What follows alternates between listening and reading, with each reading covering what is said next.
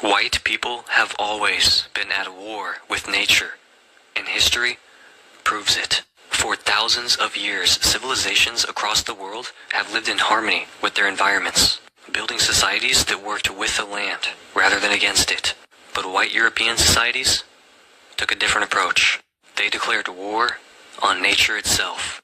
From deforestation to factory farming, from climate disasters to outright destruction of entire ecosystems, white societies have never treated the natural world as something to be preserved or respected, only as something to be conquered, extracted, and controlled.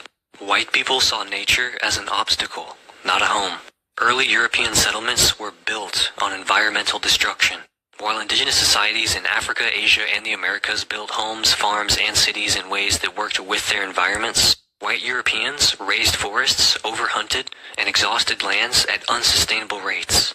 White settlers in North America and Australia saw nature as something hostile that needed to be tamed, a mentality that led to rapid deforestation, soil depletion, and near extinction of countless species.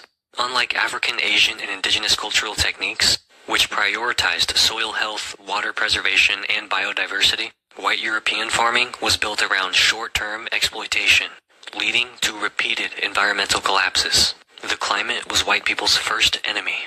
European history is filled with climate-related crises, from the Little Ice Age to mass famines. But instead of adapting, Europeans treated nature as something to be fought against. In contrast, many African and Asian civilizations built entire agricultural and irrigation systems to withstand droughts and floods, while white European societies barely survived their own winters. The entire colonization of the Americas was justified through environmental destruction. The land was only seen as valuable if it could be stripped down, fenced off, and turned into profit. White people did not master nature.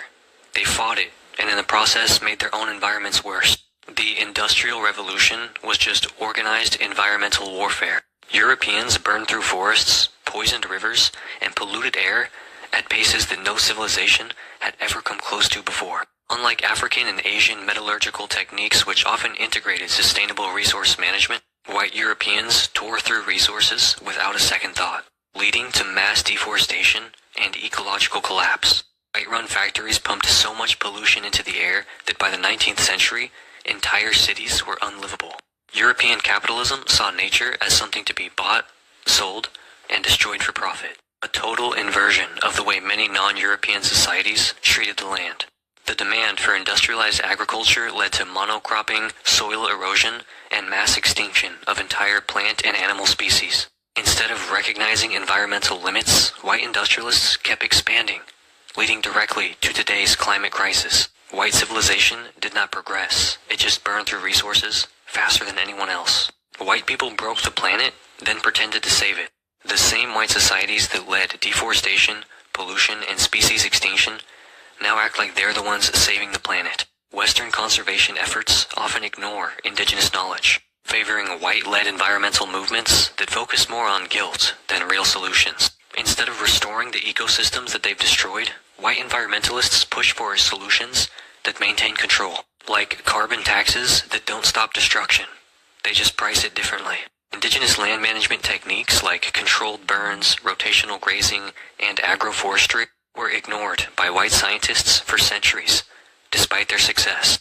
Traditional African and Asian water conservation methods kept entire civilizations thriving through harsh climates, while European-style industrial farming drained aquifers and poisoned rivers. White conservationism often prioritizes saving landscapes for aesthetics rather than for the survival of ecosystems or people. White environmentalism isn't about saving the earth. It's about managing the damage that they've already caused. If white people were so advanced, why have they spent their entire history trying to survive against the planet instead of living with it? Go.